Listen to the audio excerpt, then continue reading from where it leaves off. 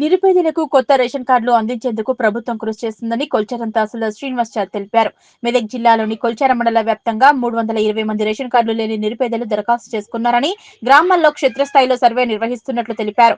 ఇప్పటి వరకు 190 దరఖాస్తులను క్షేత్రస్థాయిలో పరిశీలించామని, మరో 2 రోజుల్లో పూర్తి స్థాయిలో సర్వే చేసి నిరుపేదలకు రేషన్ కార్డులు అందించేందుకు కృషి చేస్తామన్నారు. పూర్తి స్థాయిలో గ్రామాల్లో సర్వే చేసి నిరుపేదలకు రేషన్ కార్డులు అందించేందుకు కృషి చేస్తామన్నారు. కొంతమంది రేషన్ కార్డు నుంచి తొలగించేందుకు దరఖాస్తు చేసుకున్నారని, వాటిని కూడా పూర్తి స్థాయిలో పరిశీలించి చర్యలు చేపడతామన్నారు. మరి పౌర సరఫరాల శాఖ అనేది కూడా చాలా ముఖ్యమైనది. మరి పౌర సరఫరాల శాఖ ద్వారానే మనము పేద వాళ్ళందరికీ కూడా బియ్యం సప్లై చేయడం, పీడిఎస్ బియ్యం ఇవ్వడం ఇవన్నీ కూడా జరుగుతుంటాయి.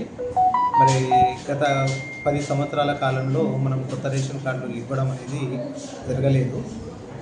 కొన్ని కార్డ్స్ గతంలో 2021లో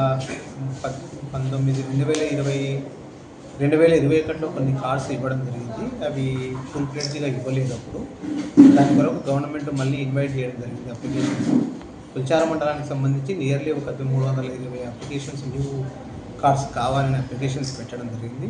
వాటన్నిటి కూడా ప్రాపర్గా మనము గ్రామాల వారీగా తీసుకొని ఆ గ్రామాలలో విచారణ చేయడం జరుగుతుంది.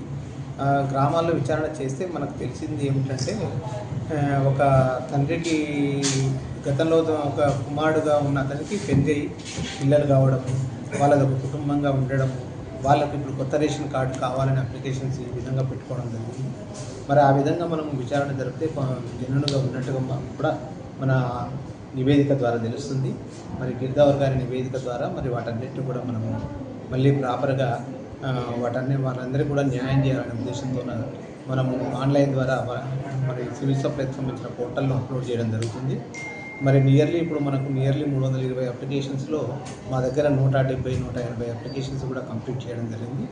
రిమైనింగ్ అప్లికేషన్స్ కూడా వితిన్ షార్ట్లీ, అంటే ఈ రాబోయే 2-3 రోజుల్లో కూడా అవి కూడా క్లియర్గా అవుతుందనేది విచారం మండల ప్రజలకు తెలియజేయడం జరుగుతుంది. అంతేకాకుండా కొంతమంది అప్లికేషన్స్ కూడా డిలీషన్స్ కూడా పెడుతున్నారు. వాళ్ళలో పెళ్ళిళ్ళు అయిపోయిన వాళ్ళు, మాకు పెళ్ళి అయిపోయింది, మా అమ్మాయి కార్డు తీసేయండి, అక్కడ ఇంక్లూడ్ చేసుకుంటామని అడుగుతున్నారు. అటువంటివన్నీ కూడా వాళ్ళ రిక్వెస్ట్ను బట్టి మనము విచారణ జరిపి ఆ యొక్క పేర్లు కూడా తొలగించడం అనేది ప్రాపర్గా జరుగుతుంది. ఈ రోజు వరకు మనకు వచ్చినటువంటి అప్లికేషన్స్ ఏదైతే 250 అప్లికేషన్స్ ఉన్నాయో అవన్నీ కూడా క్లియర్గా చేయడం జరిగింది. మరి తదుపరి కూడా ఎవరైనా ఇటువంటి అవసరం ఉన్న వాళ్ళు ఎవరైనా సరే అప్లికేషన్స్ పెడితే వాటికి